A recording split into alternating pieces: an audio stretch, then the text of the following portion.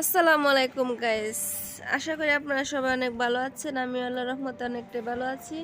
তো দেখতেই তো পাচ্ছেন আমি রাতের বেলা হাঁটতেছি, কারণ আমি এখন যাচ্ছি বাজার করতে। সৌদি আরবের সন্ধ্যা বাজে এখন 7টা। তো রুটে দিয়ে আজকে হেঁটে যাচ্ছি, আজকে গাড়িতে যাব না। আজকে আমরা দুজন ভাবলাম একটু হেঁটে হেঁটে যাব, কারণ আমার মনটা একটু খারাপ ছিল। তাই হাজব্যান্ডে আমাকে বলছে আসো আমরা বাজার করে নিয়ে আসি, আমার মনটা নাকি ভালো হয়ে যাবে। তাই এই প্ল্যান করছি আজকে। তো দেখা যাক আমাকে আজকে কি বাজার করে দেই। আমি তো বলেছি যে যদি কোনো কিছু কেনাকাটি বেশি করো তাহলে আমি ওইখান থেকে চলে আসব।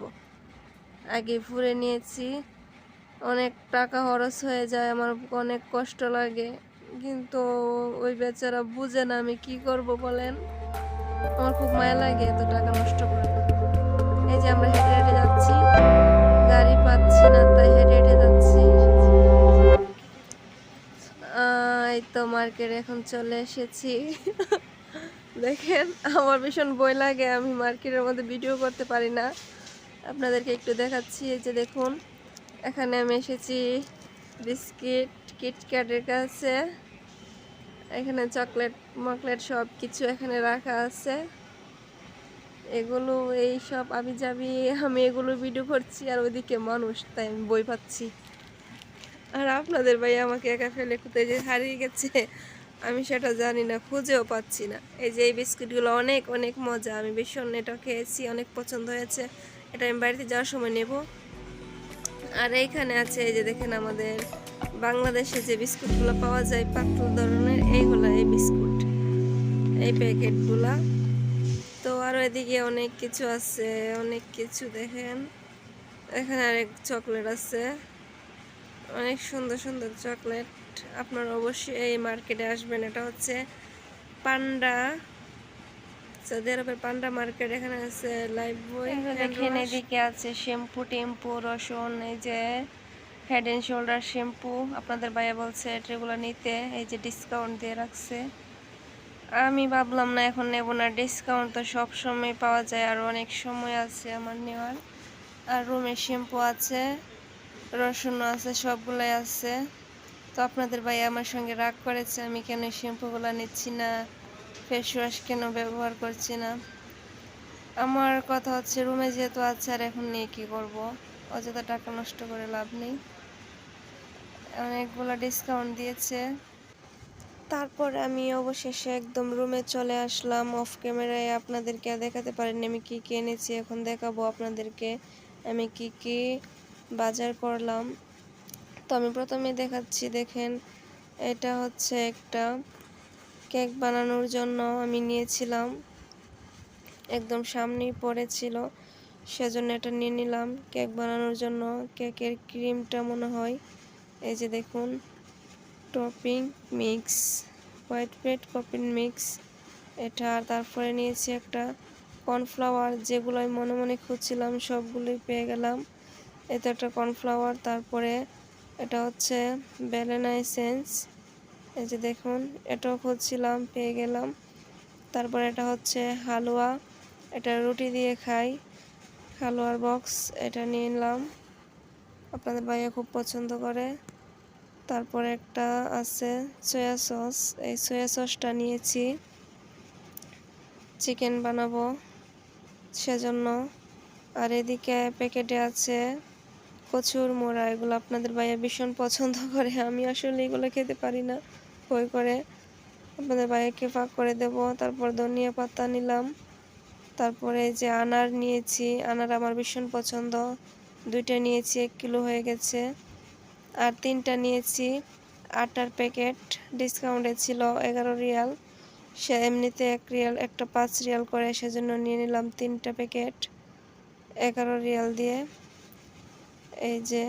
তারপরে এটার মধ্যে আছে ফেরি, যারা বুঝেন না বাংলা, এটা হচ্ছে আপনার বাংলাতে বিম লিকুইড যে আমরা বলি সেটা, এটা তো খুব প্রয়োজন হয় সৌদি আরবে, সেজন্য ফেরিটা নিয়ে নিলাম বড়টা।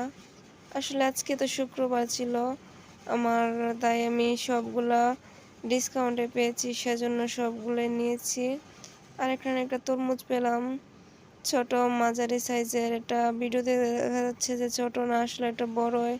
বুঝতে পারছি না খেয়ে শেষ করতে পারবো কিনা। আর এখানে নিয়েছি এই যে মাছ নিয়েছি, তেলাপি মাছ, 1 কিলো মাছ নিয়েছি তেলাপি। আরও মাছ নিয়েছি, সেগুলো হচ্ছে এই যে দেখুন ইলিশ মাছ, আমার ভীষণ ভীষণ পছন্দের। আমি এখন থেকে ইলিশ মাছই খাবো, ওই মাছগুলো আমি খেতে পারি না। আজকে ইলিশ মাছ নিয়ে আসলাম, আমার কাছে ভীষণ পছন্দ হয়েছে ইলিশ মাছগুলা। তারপর আরও মাছ আছে, এই যে দেখুন রুই মাছ, 4 কিলো ওজনের একটা রুই মাছ। আমি পাতলা পাতলা পিস করে নিচ্ছি, আমি বড় পিস খেতে পারি না। আপনাদের ভাইয়া আগে বড় বড় পিস করতো, সেজন্য আজকে আমি দাঁড়িয়ে থেকে পাতলা পাতলা পিস করেছি।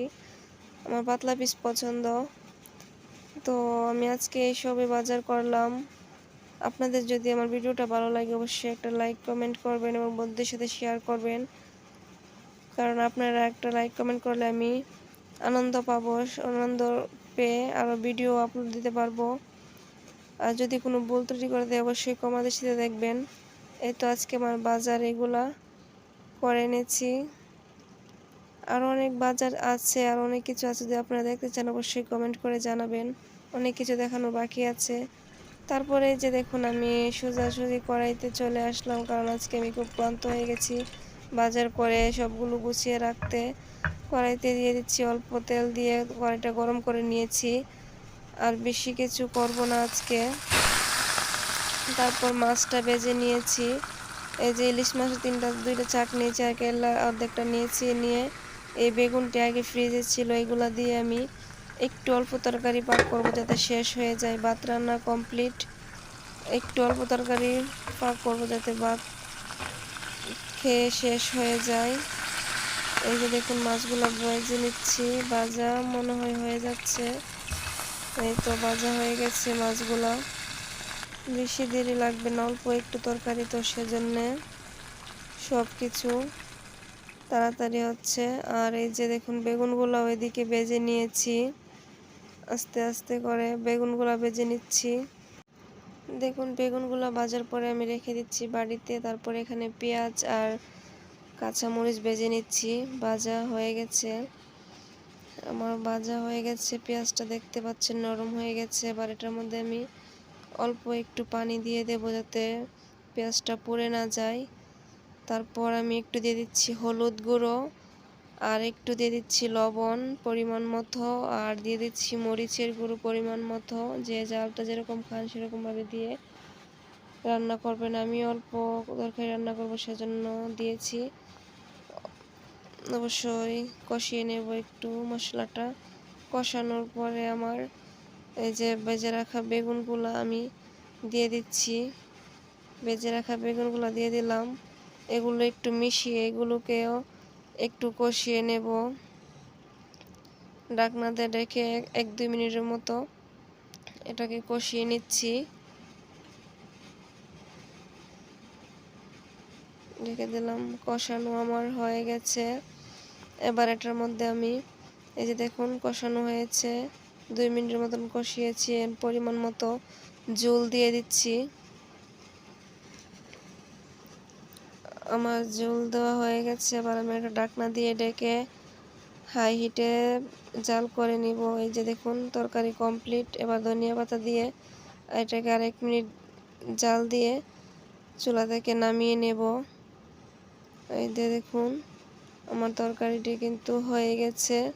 এবার আমরা ভাত খেয়ে নেব, কারণ রাত্র অনেক হয়ে গেছে, প্রায় 10:30টার উপরে বাজে। এই যে দেখুন আমার তরকারি কমপ্লিট, যদি দেখতে পাচ্ছেন কত সুন্দর হয়েছে। যদি আমার স্বামীর কাছে ভালো লাগে তো আমি সবচেয়ে আনন্দ পাবো, জানি না ওর কাছে কেমন লাগবে। তো দেখতেই তো পাচ্ছেন আমার তরকারি রেডি। এবার আমরা ভাত নিয়ে বসে গেছি, এবার ভাত খাবো আমরা। অবশ্যই যদি ভিডিওটা ভালো লাগে প্লিজ লাইক কমেন্ট করবেন। আসসালামু আলাইকুম।